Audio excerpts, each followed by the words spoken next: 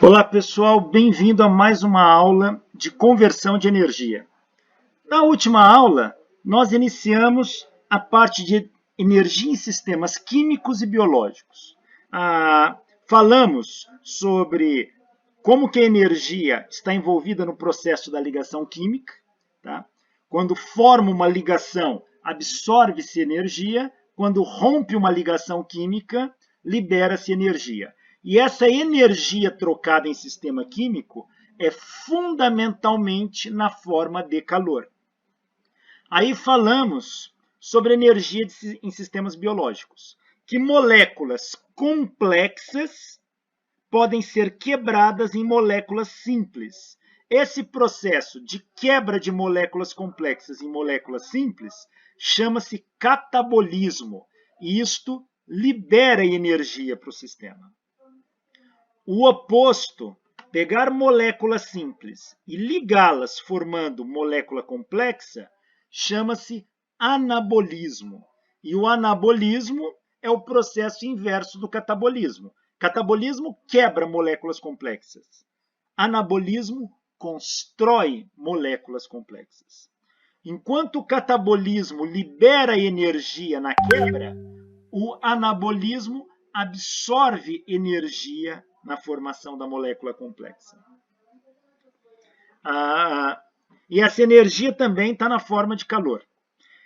A gente chama de metabolismo ao conjunto de todas as reações anabólicas e catabólicas do organismo. Ou seja, o catabolismo é o processo de construção molecular. Moléculas simples construindo moléculas mais complexas. Anabolismo é a quebra molecular, pega moléculas complexas e transforma em moléculas mais simples. Quando a gente se alimenta, no processo da digestão, o que cai no nosso estômago são moléculas complexas e elas precisam ser quebradas em moléculas mais simples. Então, há uma reação catabólica no nosso estômago e no nosso intestino. Por exemplo, cai um carboidrato e ele é quebrado em glicose. Cai uma proteína e ela é quebrada em aminoácidos. Cai um óleo vegetal ou uma gordura e ela é quebrada em ácidos graxos, em unidades de lipídios. Aí tudo isso vai para o sangue, do sangue vai ser levado para o interior da célula e lá na célula vai fazer o processo inverso. Vai pegar moléculas simples e transformar em moléculas complexas. Vai fazer o anabolismo. Então, vai pegar, por exemplo, glicose e vai formar glicogênio, que é uma molécula mais complexa. Vai pegar aminoácidos e vai construir proteínas. Tá? E assim, vai pegar ácidos graxos e vai construir lipídio, gordura. Então, o nosso organismo é um processo de catabolismo e anabolismo ocorrendo simultaneamente. Enquanto algumas reações são de anabolismo, outras são de catabolismo. Ao conjunto disso, chamamos metabolismo. E eu comentei na aula passada que a molécula que absorve energia da quebra da ligação é a molécula de ADP. Ela absorve aquela energia e faz com que um grupo fosfato se ligue, se transformando em ATP. Então, quando há um catabolismo, uma quebra molecular, perde-se energia para o meio, energia na forma de calor. Esta molécula aqui, que é o ADP, difosfato de adenosina, quando aquele calor vem, ela absorve parte desta energia e liga um grupo fosfato virando ATP, que é o trifosfato de adenosina. Quando o organismo precisa de energia, essa ligação aqui é rompida e manda essa energia para o sistema para ser aproveitado. Então, ATP e ADP são os transportadores e os estocadores de energia do nosso sistema biológico. Tudo isso ocorre na mitocôndria e no cloroplasto de célula vegetal, e na mitocôndria, basicamente, célula animal. E também Isso ocorre na mitocôndria e no citoplasma vizinho a ela. Uma reação muito interessante, que é pegar uma molécula complexa e transformar em moléculas mais simples, um catabolismo, é o seguinte. Isso aqui, C6H12O6, é glicose. Bom, primeiro pegou carboidrato, que era muito complexo, e transformou em glicose. A glicose vai lá para o interior da célula. Nós respiramos, absorvemos oxigênio, o oxigênio cai na corrente sanguínea e é levado lá para o interior da célula. E lá no interior da célula, a glicose reage com o oxigênio e produz gás carbônico, água e 686 quilocalorias de energia. É muita energia liberada nessa reação. Essa energia liberada vai ser absorvida pelas moléculas de ADP, que vão ligar um fosfato e vão se transformar em ATP. Ou seja, essa energia nem toda ela é perdida. Uma parte é, mas uma parte vai ser estocada em ATP. E essa reação ocorre no interior de todas as células animais. Essa reação é chamada de respiração celular. É o oxigênio oxidando a glicose. Então, aqui, o número que está na frente de cada molécula é o número de mols. Aqui é 1 mol de glicose, reage com 6 mols de oxigênio, produz 6 mols de gás carbônico e 6 mols de água e libera 686 quilocalorias. Na última aula, eu expliquei o que era mol e como calcular. Vamos ver quanto de energia... Deixa eu só pegar minha calculadora aqui. Vamos ver quanto de energia é liberado nessa reação de oxidação da glicose. Então, nós temos C6H12O6 mais 6O2, produzindo 6CO2 mais 6H2O mais 686 quilocalorias. Vamos distribuir esta energia para cada elemento, pois cada elemento contribui com a formação dessa energia. Ou seja, 1 mol de... Aqui é 1. Quando não tenho nada na frente, o número é 1. 1 mol de glicose reagindo produz 686 quilocalorias. Significa que a reação de oxidação da glicose dentro da célula libera 686 quilocalorias. 1 mol de glicose reagindo produz isso. 1 mol de glicose equivale a quantos gramas? Vamos fazer a conta aqui. Nós fizemos essa conta do mol de glicose na aula passada. Vamos repetir aqui. 1 mol de glicose. A glicose tem 6 carbonos. A massa do carbono na tabela periódica é 12. Isso aqui vai dar 72. O hidrogênio, temos 12 hidrogênio. A massa de hidrogênio na tabela periódica é 1. Isso aqui vai dar 12. E temos 6 oxigênios. A massa do oxigênio é 16. Isso aqui vai dar 96. Se eu somar tudo isso, vai me dar a massa molecular da glicose. 6 e 2, 8 e 2, 10. Vai 1, 8 e 1, 9 com 9, 18. 180 é a massa molecular da glicose. 180 unidades de massa atômica. Porém, se eu expressar isso em grama, não é converter, é só expressar. Isso é 1 mol de glicose. Então, 1 mol de glicose contém 180 gramas de glicose. E libera 686 quilocalorias. Então, se eu pegar 686 quilocalorias e dividir por 180 gramas de glicose, vamos ver quanto que dá de energia liberada por grama de glicose. 686, quer dizer, dividido por 180. Olha, isso está dando 3,8. Estou arredondando esses números, tá? Isso aqui está dando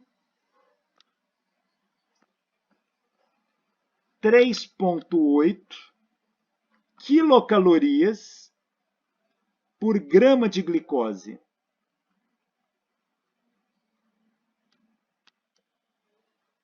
Ou seja, cada 1 grama de glicose que seu organismo absorve e faz essa reação, libera 3,8 quilocalorias. Lembrando que 1 quilocaloria é 484 joules aproximadamente, é só multiplicar. É bastante energia liberada por grama de glicose. Veja, a gente está falando quilocaloria, 1000 calorias. São 3.800 calorias de energia liberada para cada 1 grama de glicose que teu corpo absorve. Então, quando você come açúcar, teu corpo libera muita energia dentro da célula para promover reações. Aí, se eu quisesse fazer esse cálculo para o oxigênio, como é que ficaria isso? Vamos fazer aqui, para o oxigênio.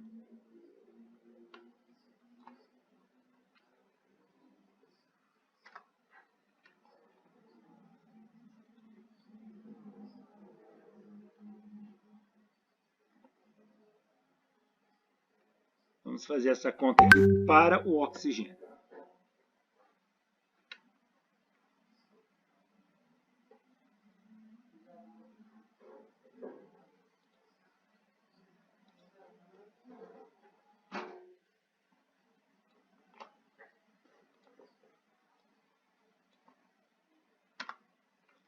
Então, olha, agora eu quero fazer isso não para a glicose, mas para o oxigênio.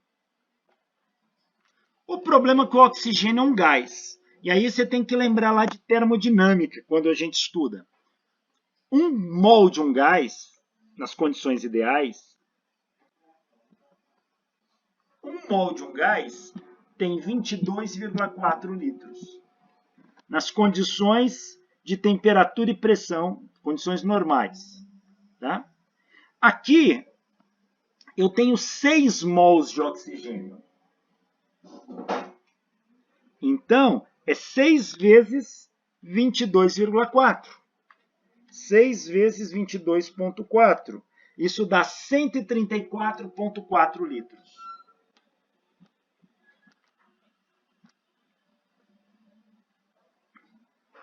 Ou seja, para o oxigênio, eu tenho 134,4 litros de oxigênio sendo consumido nessa reação. Tá? Para liberar os 686 quilocalorias. Então, se eu pegar 686 quilocalorias e dividir por 134,4 litros de oxigênio, isso aqui vai dar, fazendo a conta aqui, 686 dividido por 134,4. Está dando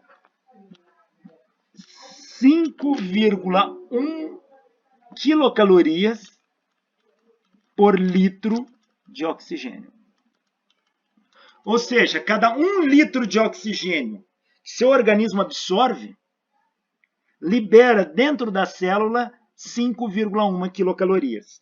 Ou seja, a energia transformada no interior da célula vem dessa reação de respiração celular. Claro que eu estou citando apenas aqui a glicose, que é um dos principais combustíveis da célula. Um dos principais combustíveis da célula. Tá? Mas temos outros? Temos proteínas que podem ser oxidadas também. Temos lipídios, gorduras que podem ser oxidadas. Mas o principal combustível é o açúcar, é a glicose. Então, fazendo a conta, que eu já fiz. Esse nós fizemos agora. 1 grama de glicose consumida libera 3,81 quilocaloria. 1 litro de oxigênio consumido libera 5,1 quilocaloria. E assim por diante. Se você fizer a conta para o gás carbônico e para os outros, você também vai ter isso. Então, uma maneira de medir energia no corpo humano é medir quantos litros de oxigênio o indivíduo absorve, consome ao longo de um tempo. Aí, você sabe que cada litro vai liberar 5,1 quilocalorias de energia.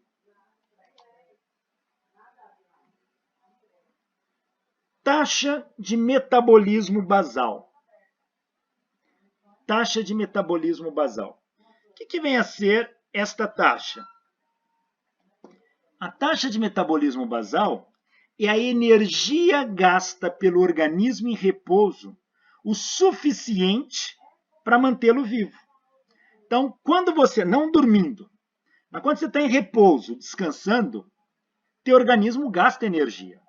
Dormindo também gasta, mas aqui muda um pouquinho as reações. Mas só de você ficar descansando, seu organismo gasta energia. E a energia gasta, essa energia, ela é gasta para quê? Para te manter vivo. E essa energia gasta para te manter vivo, quando você, mesmo em repouso, a gente chama de metabolismo basal. Metabolismo basal. Então, o que é o metabolismo basal? É a quantidade de energia mínima que seu organismo gasta em repouso para te manter vivo. Essa é a quantidade de energia mínima que você vai precisar para ficar vivo. Esse é o teu metabolismo basal. Claro que ele vai variar de pessoa para pessoa, tá? Ele varia. Mas você fala, mas por que gasta energia mesmo em repouso? Veja, você está em repouso, mas teu coração está batendo, você está pensando, teu pulmão está funcionando, teu fígado está funcionando, teu rim está funcionando, tudo ali está trabalhando. Então tem um gasto de energia. Muitos acabam dizendo que a taxa de metabolismo basal média do ser humano adulto é em torno de 2.000 quilocalorias por dia. 2.000 quilocalorias por dia. Quer dizer, para você ficar em repouso em 24 horas, teu corpo gasta, sem esforço nenhum, ele gasta 2.000 quilocalorias. Mas é fato que o organismo, esse gasto de energia vai depender de muitos fatores. Depende da massa do indivíduo, depende da altura do indivíduo, depende da idade do indivíduo, enfim. Mas existe um método prático que a gente pode calcular o metabolismo basal. Veja, cálculo é aproximado, tá? A maneira correta é medir o metabolismo basal no laboratório. Mas, se você quer ter uma ideia qual é o seu metabolismo basal, existe o método de Nancy. Esse método, ele fala que a tua taxa de metabolismo basal em quilocalorias por dia é a sua massa em quilogramas vezes 22. Pega a sua massa em quilogramas, multiplica por 22. Por exemplo, vou calcular a minha taxa de metabolismo basal. Minha massa, ela é aproximadamente 79 quilogramas. Vezes 22. Isso aqui vai dar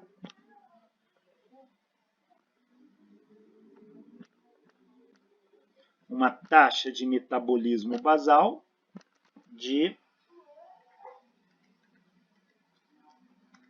1.738 quilocalorias por dia. Ou seja, eu, Alexandre, gasto para ficar vivo, para o meu coração bater, para eu pensar, para o meu intestino funcionar e etc., 1.738 quilocalorias por dia. Essa é a minha taxa de metabolismo basal. Existem equações que dão um resultado melhor do que o método de Nancy, levando em conta a idade, levando em conta a altura, levando em conta a massa. Tem vários métodos. Um método da Organização Mundial de Saúde, a equação de Harris-Benedict. Deixa eu ver se eu não lembro ela de cabeça. Deixa eu ver se eu acho ela aqui. Ó. Estão vendo a tela aí ainda? Do Google? Enxergam a tela do Google aí? Sim, professor. Ok. Sim. Ó, equação, vamos ver se ele acha aqui. Harris-Benedict, achou. Tá aqui, ó.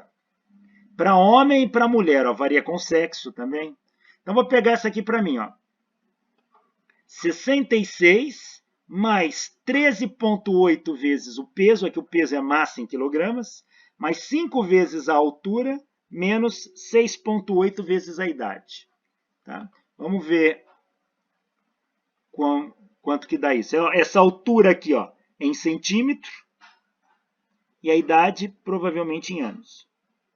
Vamos fazer esta conta aqui para mim. Ó. Então, eu vou fazer, olha, essa equação aqui. Ó. Vamos ver quão diferente dá do método de Nancy. 66 mais 13,8 vezes, eu tenho 79 quilogramas, mais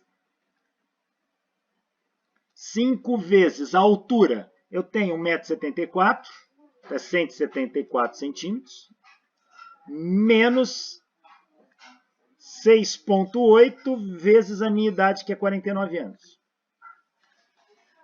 Deu 1.693. Então, pela equação de Harris-Benedict, minha taxa de metabolismo basal deu um pouco menos. 1.693 quilocalorias por dia. Então é isso. Isso aqui é próximo de 1.700. Isso aqui é próximo de 1.700. Eu posso dizer que o meu gasto, minha taxa de metabolismo basal é de 1.700 quilocalorias por dia.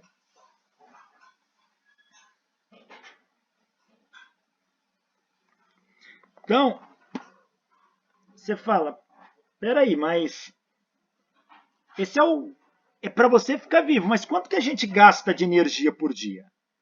Bom, qual é o nosso gasto energético? Qual que é o nosso gasto energético? Vamos ver aqui. O nosso gasto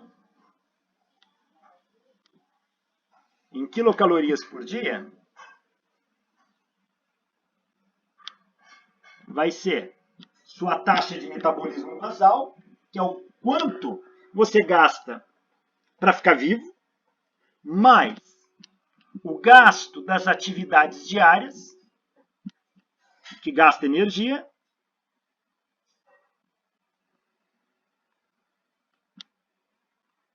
o que é atividade diária?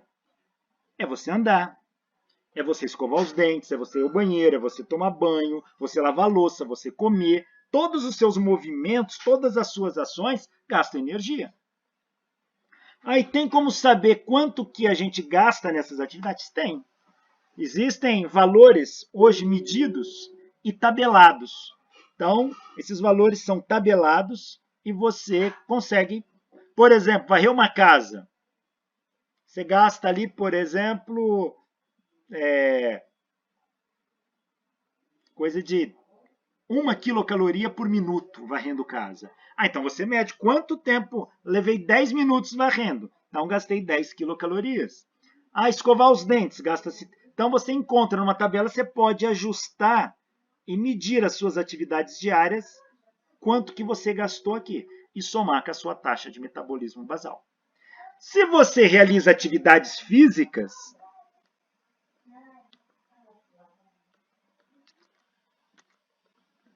e quando eu falo realiza atividade física, é realizar mesmo. Faz uma academia. Então, você tem que somar às suas atividades diárias o gasto físico que você teve ali. Somando tudo isso, vai dar o gasto energético do seu organismo por dia. Suponha que uma pessoa tenha uma taxa de metabolismo basal de 1.700 quilocalorias por dia.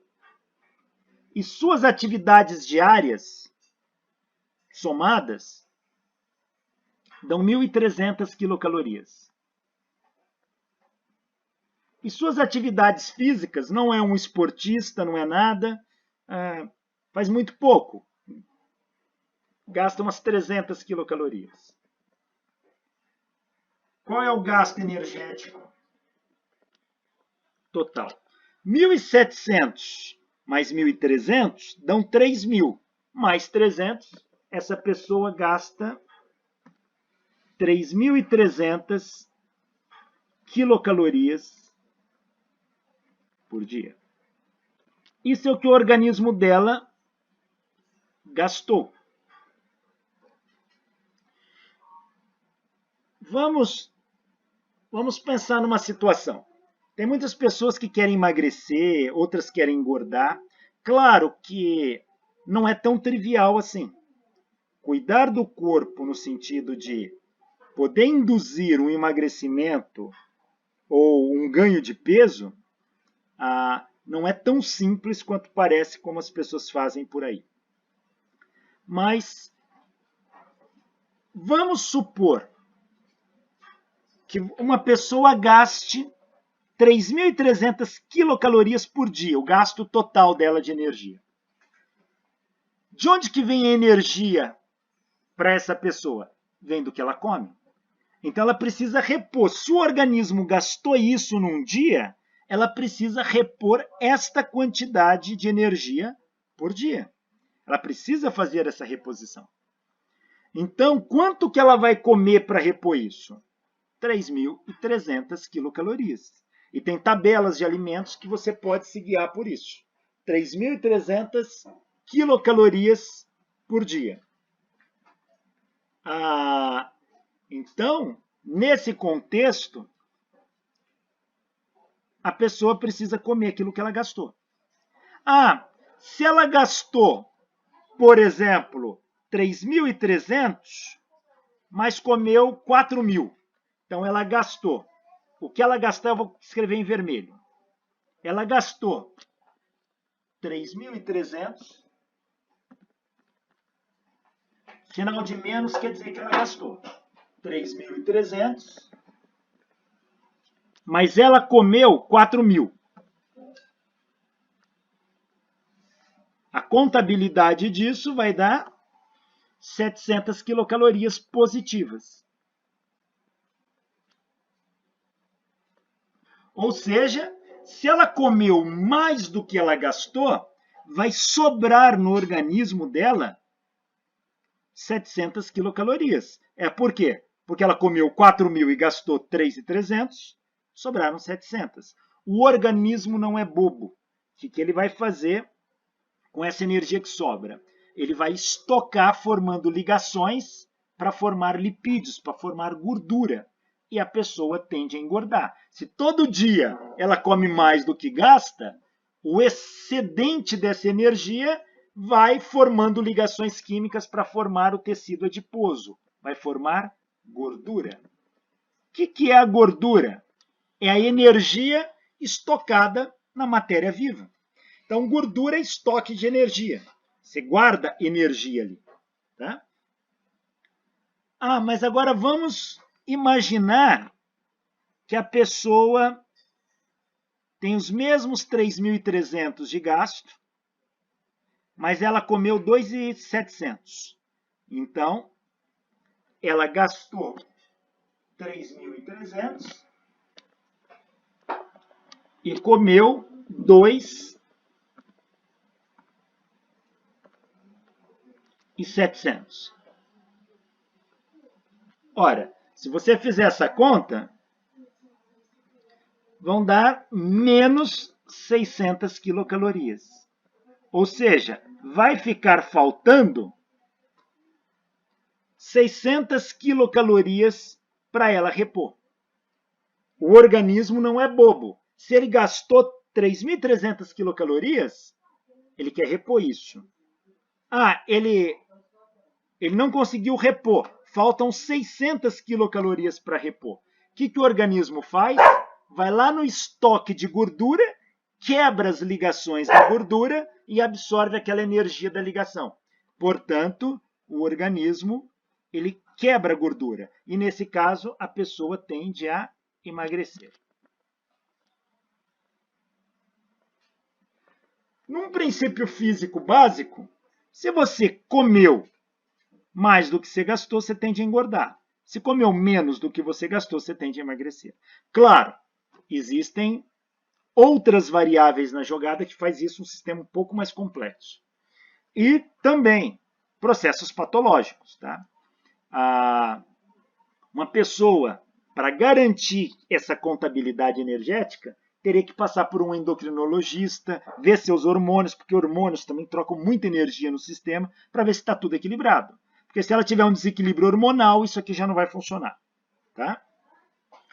Não dessa forma, vai ter que colocar outras variáveis na jogada. Então é assim, comeu mais do que gastou, engorda. Comeu menos do que gastou, emagrece. Simples assim. Muitas pessoas querem aproveitar a energia que o corpo tem, mas eles não querem estocar na forma de gordura. Então, eles querem direcionar essa energia para formar moléculas que compõem fibras musculares. Então, a pessoa quer ter aumento de massa muscular. Então, o pessoal que faz academia quer músculos mais fortes, não quer gordura. Então, tem como fazer isso, alterando a alimentação e trabalhando o músculo. Porque quando você faz uma atividade muscular, você trabalha bastante aquele músculo que você está trabalhando vai romper fibras ali dentro. E na hora que rompe fibras, as células que estão ali naquela região também são destruídas. E novas fibras vão surgir para preencher aquilo, deixando o músculo mais rígido e aumentando a sua massa. Então a gente chama isso de hipertrofia muscular. É a pessoa ficar musculosa. Porém, as pessoas não querem muitas vezes fazer isso com grande esforço. Querem um caminho mais fácil. E aí usam os chamados anabolizantes.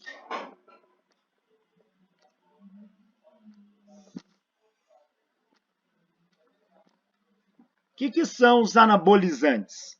São substâncias químicas, são fármacos que vão produzir reações anabólicas de construção de tecido, construção molecular para formar músculo.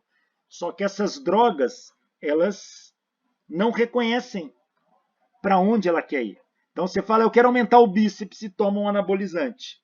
O anabolizante aumenta músculo. Então ele pode aumentar o bíceps? Pode, mas vai aumentar o músculo do dedão do pé também. Mas qual o problema disso? O problema disso é que ele aumenta o músculo cardíaco. Ele aumenta músculos de revestimento interno, de estruturas de órgãos. E tudo isso começa a trazer um problema. Quando o coração aumenta a sua massa, ele passa a ter uma dificuldade de bombear, ele fica mais duro. E com isso, ele vai ter que trabalhar mais para bombear. Isso pode trazer problemas cardíacos, problemas cardiovasculares. E sem contar que essas drogas, quando reagem no organismo, elas geram subprodutos que são tóxicos. Tóxicos principalmente para o fígado, para o rim, para o próprio coração, para a bexiga. E alguns estudos apontam que algumas dessas drogas intoxicam o fígado, podendo levar à morte em alguns casos. Outras estão associadas a câncer de bexiga, câncer de rim, câncer de fígado também. Então, a pessoa tem que começar a pensar direito. O caminho adequado seria ir lá para a academia e malhar. O caminho mais fácil é malhar com anabolizante. E isto aqui é um perigo. Isso aqui não é saudável. Então as pessoas têm que olhar bem para isso. Aí o pessoal de academia que usa mesmo o que faz fisiculturismo, não é saudável. Ele pode ter um corpo bem modelado, mas não é saudável. Mulheres fisiculturistas que usam anabolizantes, muitas param de menstruar, não engravidam mais, tem vários problemas. Tá? Então, é bom a gente não pensar nessas coisas.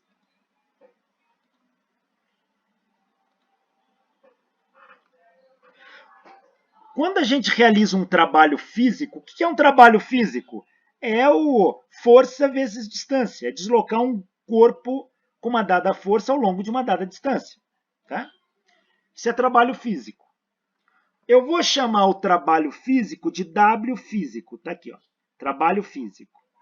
Quando o organismo realiza um trabalho físico, você, enquanto pessoa, pega um peso e levanta.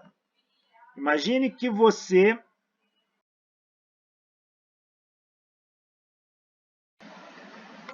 Bom, enquanto você levanta um peso, por exemplo, na academia, imagina que você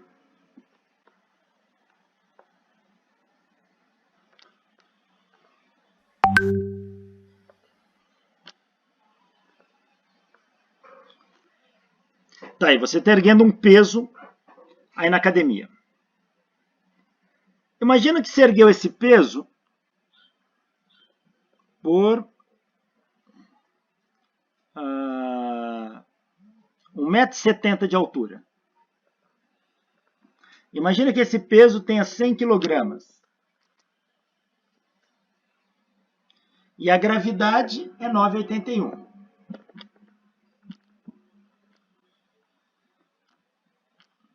Qual o trabalho realizado? É o trabalho da força-peso. A força que você faz é para contrabalancear o peso. Então é mgh. Então esse trabalho vai ser a massa, 100 kg. Gravidade é 9,81.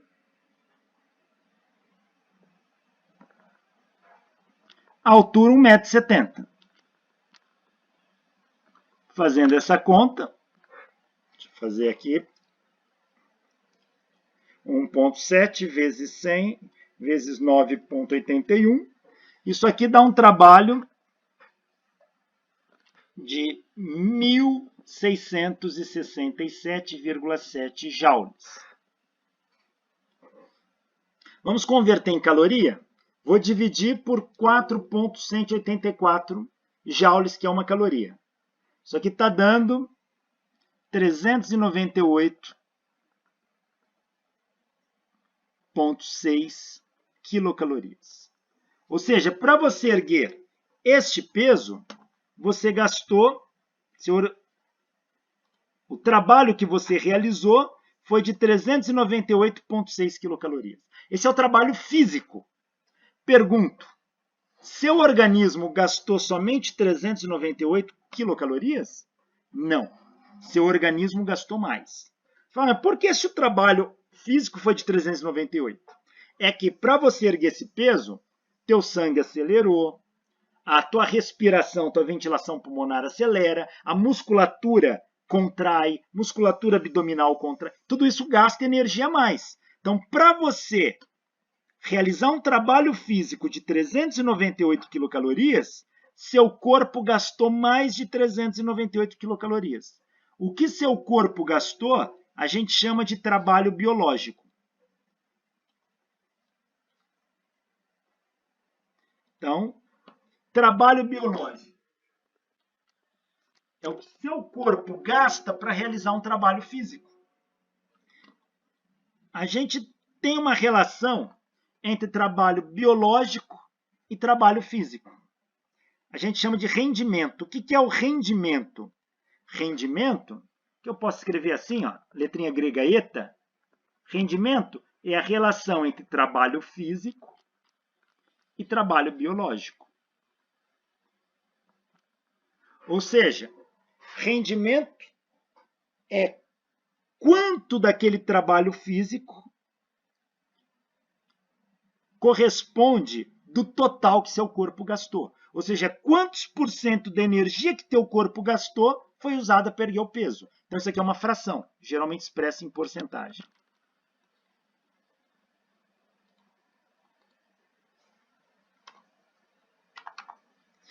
Normalmente, o rendimento, que é a transformação de trabalho muscular em trabalho físico, ele fica entre 20% e 40%. Ou seja, é um rendimento baixo. Depende da atividade que a gente faz. Por exemplo, uma pessoa correndo, ela tem uma energia cinética, ela realiza um trabalho físico. Mas o organismo dela gasta mais energia para realizar aquele trabalho físico. Então, ela tem um trabalho biológico. Ela pode ter um rendimento de 10%. Ou seja, 10% de todo o trabalho biológico foi para ela correr. Os outros 90% foi para o coração bater mais, foi para ela suar, foi para a musculatura contrair e assim por diante.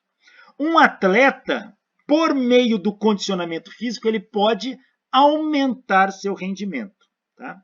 Mas não depende só do atleta, depende do tipo de atividade feita.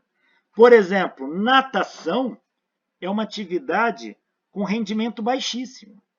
Natação, mergulho, você tem aí rendimento de 1, 2%.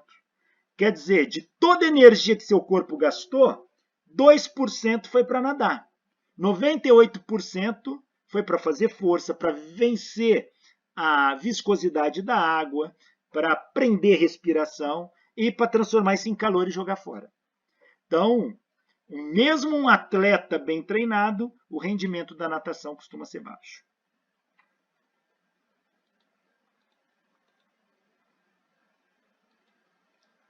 Então, está aqui uma tabela de energia por litro de oxigênio e por grama da substância.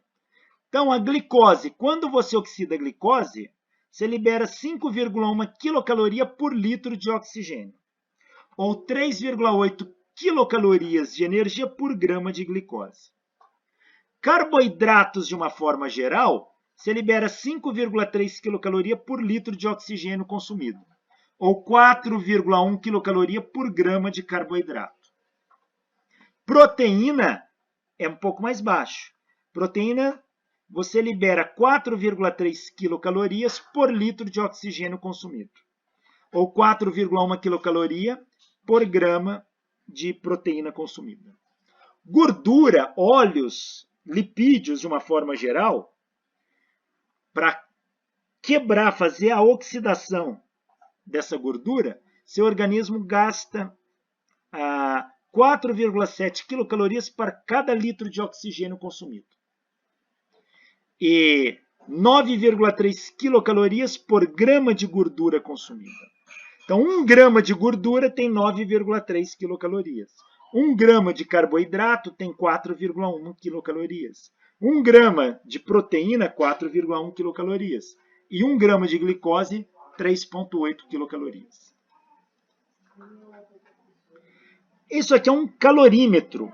É um aparelho que você põe o alimento aqui, ele queima o alimento e mede quanto de energia tem estocada nas ligações químicas. E esse aqui é um calorímetro para medir quanto de energia o corpo gasta. Isso aqui é chamado de saco de Douglas. É um saco que tem dentro dele um medidor de oxigênio e um medidor de volume. A pessoa respira nessa máscara aqui, ó. Ela inspira o ar, o pulmão absorve o oxigênio e ela devolve gás carbônico. Medindo quanto de gás carbônico vem aqui, ela descobre quanto de oxigênio ele consumiu aqui. E sabe exatamente quanto de oxigênio foi consumido. Aí tem máscaras diferentes aqui. Você põe isso no atleta, por exemplo, para ele fazer uma atividade e vai ver quantos litros de oxigênio de fato o organismo absorveu. E você sabe que 1 litro de oxigênio tem em torno de 5 quilocalorias. Ó. Então você faz, olha, o indivíduo respirou ali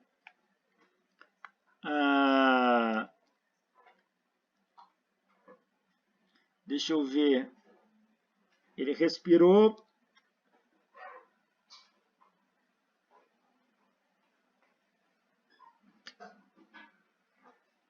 não, deixa eu fazer a conta aqui, ó.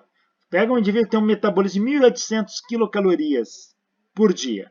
Divide por 5,1. Tá? Ele respirou 360 litros de oxigênio. Então, você pega 360 litros de oxigênio, que isso aqui mediu, e multiplica por 5,1. Vai te dar quanto de energia, de fato, o organismo tem. Isso é preciso, tá? Diferente da equação de Harris-Benedict, do método de Nancy, para calcular a taxa de metabolismo basal ou outro gasto. Esse serve tanto para calcular a taxa de metabolismo basal, quanto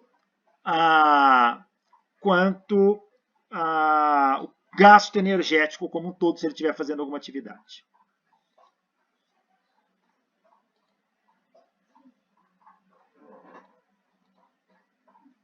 Aqui, alguns consumos de litro de oxigênio por atividade realizada. E aí você vai ter a potência em quilocalorias por minuto e em watt. Uma pessoa dormindo, ela gasta 1,2 quilocalorias a cada minuto, o que equivale a uma potência de 83 watts. Quase uma lâmpada, igual uma lâmpada. Pessoa sentada em repouso, ela gasta 1,72 quilocalorias por minuto. Equivale a uma potência de 120 watts.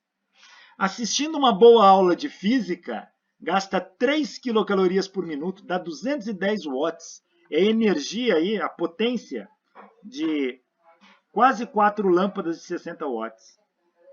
Então, passeando, subindo escada, jogando jogos rápidos como basquete, é isso que o organismo gasta. Tá?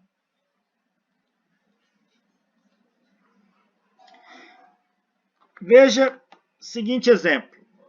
Imagina que uma pessoa queira perder 4,5 kg de gordura.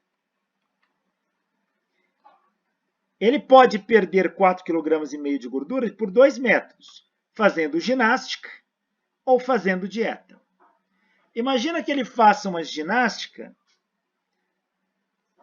que dure 30 minutos por dia. Uma ginástica intensa, que consuma 15 quilocalorias por minuto. Ou que ele faça uma dieta onde ele reduz 500 quilocalorias por dia da alimentação dele. Suponha uma taxa de metabolismo basal de 2.500 quilocalorias por dia. Pergunto, qual dos dois ele emagrece mais rápido, com a ginástica ou com a dieta? Vamos ver. Vamos calcular o tempo que ele gasta fazendo ginástica. Ele quer perder 4,5 kg de gordura. É 4,5 vezes 10 ao cubo gramas. Se você pegar lá naquela tabela que eu mostrei, 1 grama de gordura libera 9,3 quilocalorias. Então, se eu multiplicar isso aqui por 9,3 quilocalorias por grama, o grama cancela e cancela, vai me dar quantas quilocalorias tem nessa gordura aqui. Ó. Se eu dividir isso pela ginástica, 15 calorias por minuto, vai me dar o tempo que ele leva para perder isso em minutos. Se ele faz 30 minutos por dia, ele vai levar 93 dias para perder 4,5 kg fazendo essa ginástica. E fazendo a dieta? Pego os 4,5 kg, transformo em grama, multiplico por 9,3 quilocalorias por grama, que é 1 grama de gordura contém isso. E divido por quanto que ele está perdendo por dia. 500 quilocalorias por dia. Isso vai me dar o tempo em dia. Ele vai levar 84 dias para perder 4 kg de gordura fazendo essa dieta. Então veja que a dieta deu um pouquinho mais rápido do que a ginástica.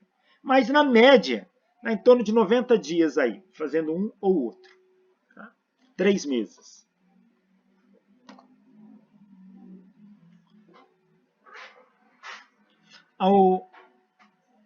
Vamos falar agora da energia em sistemas atômicos e nucleares. É interessante que nos sistemas atômicos, lá no núcleo do átomo, a gente observa a conversão de matéria em energia dada pela equação do Einstein, E igual mc ao quadrado. Energia é igual ao produto da massa pelo quadrado da velocidade da luz. M é a massa, C é a velocidade da luz, que vale 3 vezes 10 oitava metros por segundo. E é chamada energia de repouso. Einstein mostrou essa equação para a gente em 1905, onde ele fala que uma massa ela é um conteúdo de energia. E esse conteúdo, para você descobrir a energia, basta multiplicar pelo quadrado da velocidade da luz. Porém, a gente consegue observar isso nitidamente em reações nucleares. Reações que estão lá no núcleo do átomo. Na verdade, a equação de Einstein ela deveria ser expressa com essa cara aqui. Isso representa, porque é uma variação da massa que causa uma variação de energia. Uma unidade de energia em física atômica e física nuclear é o elétron-volt. Elétron-volt. O que vem a ser um elétron-volt?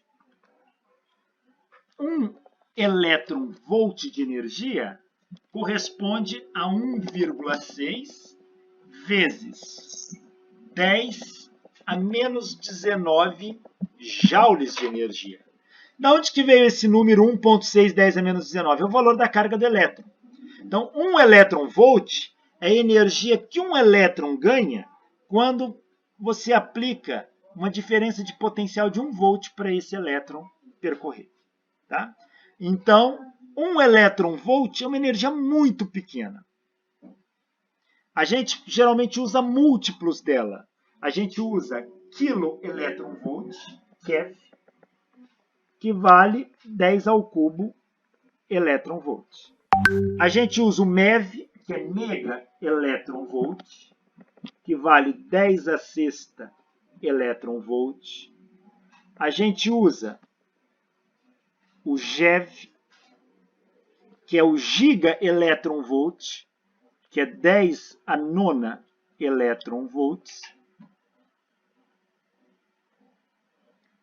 A gente usa o TeV, tera-elétron-volts, que é 10 a 12 elétron-volts.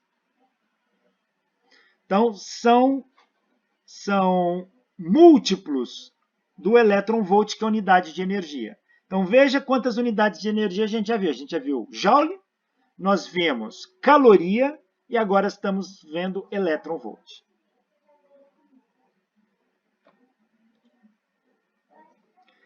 Então, olha, Einstein mostra para a gente que uma variação da massa num sistema provoca uma variação de energia dado pela variação da massa vezes o quadrado da velocidade da luz. E cada partícula subatômica que compõe a matéria tem uma dada quantidade de energia de repouso. A energia do elétron é de meio mega elétron-volt, meio MeV. A energia do próton é 938 mega elétron-volts. A energia do nêutron, 939 mega elétron-volts. A energia do deutério, que é um núcleo de hidrogênio com nêutron, a energia do... Deixa eu só ver aqui se tem algum aluno chamando alguma coisa, porque está vibrando o celular. Não. Aluno não é não.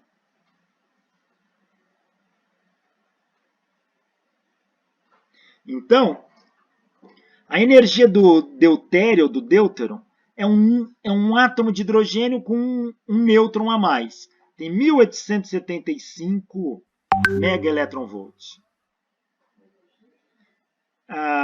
Uma partícula alfa, que são 2 prótons e 2 nêutrons grudadinhos aqui, tem 3.727 megaelectronvolts. E veja que esses números têm vários algarismos significativos.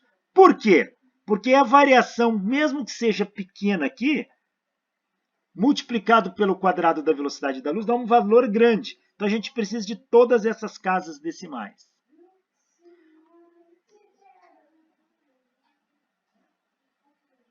Olha que interessante esse problema aqui, ó. Um átomo de hidrogênio, que consiste em um próton e um elétron, tem uma energia de ligação de 13,6 eletronvolts. Ou seja, um átomo de hidrogênio ele é assim, ele é um próton e um elétron. O elétron orbita o próton aqui, ó. A energia de interação entre esses dois aqui, ó, a energia é de 13,6 eletronvolts. Isso é medido. E o problema deu. Pergunto, de qual percentual a massa de um próton mais a massa de um elétron é maior que a massa do átomo de hidrogênio? Veja, o que ele está pedindo é o seguinte. Se eu separar esses dois, isso aqui vai virar um próton e um elétron separado, não mais ligados. Se eu somar a massa, ele pediu em massa, né? Se eu somar a massa do próton mais a massa do elétron, vai me dar um valor. E se eu somar a massa do próton mais a massa do elétron quando eles estão ligados, o valor não vai dar igual, porque quando estão ligados, tem uma energia de interação. Essa energia, lembra, quando liga, absorve energia. Se absorve energia, provavelmente aumenta a massa do sistema, porque Einstein mostrou que se a massa varia, a energia varia por essa relação. Então ele quer saber quantos por cento vai variar a massa, ou seja, do próton e do elétron isolados somadas, quanto que varia percentualmente quando você liga o elétron ao próton. Então vamos ver aqui, ó.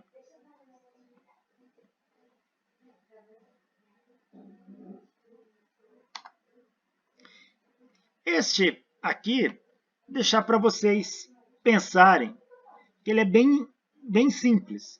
É só você pegar essa tabelinha que está aqui, ver quanto que vale a massa do elétron sozinha. Talvez mas que não é energia? É, mas energia dividido por c quadrado dá massa. Então isso aqui equivale a massa.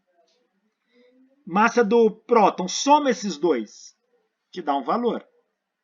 Agora, quando eles estão ligados, o problema te deu, compara e vê quanto que variou. Então, fica aqui para vocês pensarem um pouco.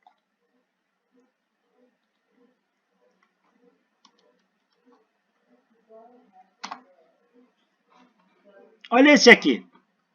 Em uma reação de fusão nuclear são reações nucleares onde núcleo dos átomos se chocam e se fundem, ou seja, se unem. Tá? Fusão é a união de núcleos. Uma fusão nuclear típica, um tríton T e um deuteron D funde-se para formar uma partícula alfa mais um nêutron. Então ele está dizendo esta reação aqui, ó. Um tríton mais um deuteron forma uma partícula alfa mais um nêutron. Ele está dizendo que é essa reação nuclear. Está aqui escrita a reação. Qual é a energia liberada em cada uma dessas reações? Quanto de energia é liberado? Então vamos lá, ó. Quanto de energia inicial nós temos?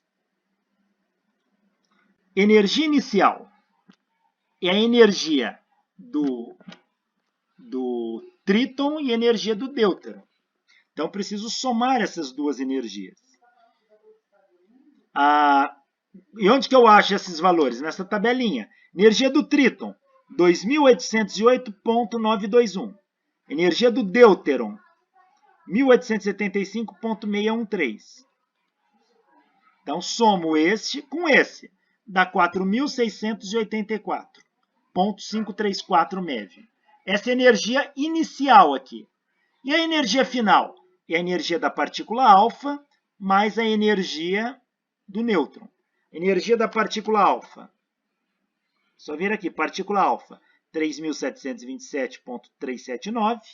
E energia do nêutron, vem aqui, 939.565. Soma. Dá 4.666.944 MeV.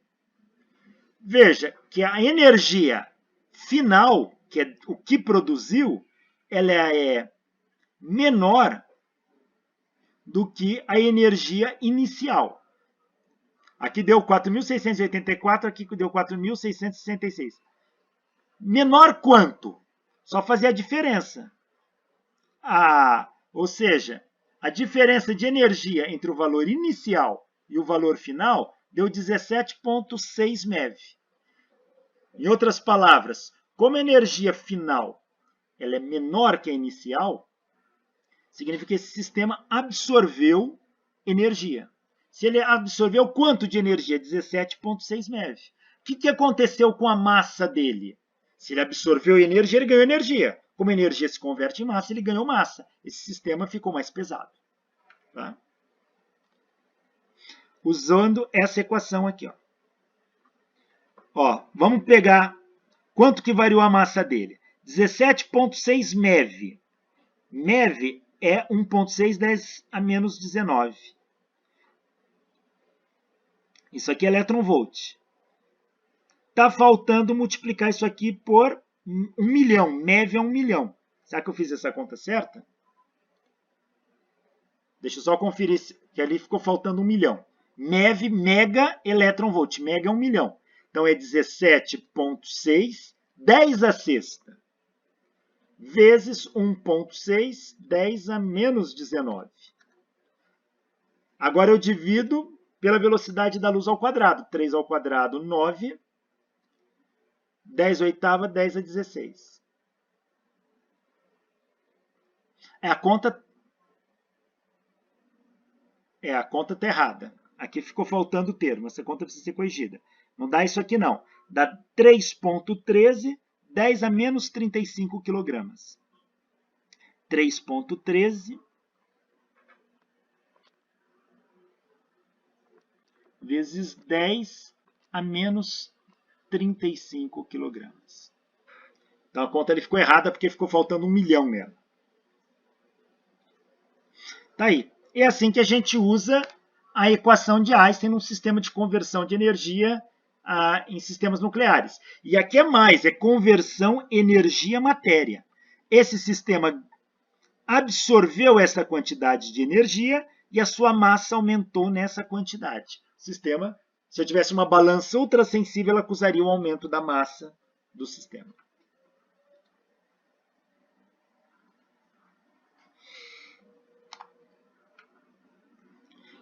Bom, pessoal, eu vou parar por aqui. Na próxima aula, a gente vai entrar em sistemas eletromecânicos propriamente dito. Muito obrigado pela atenção, pela paciência e até breve.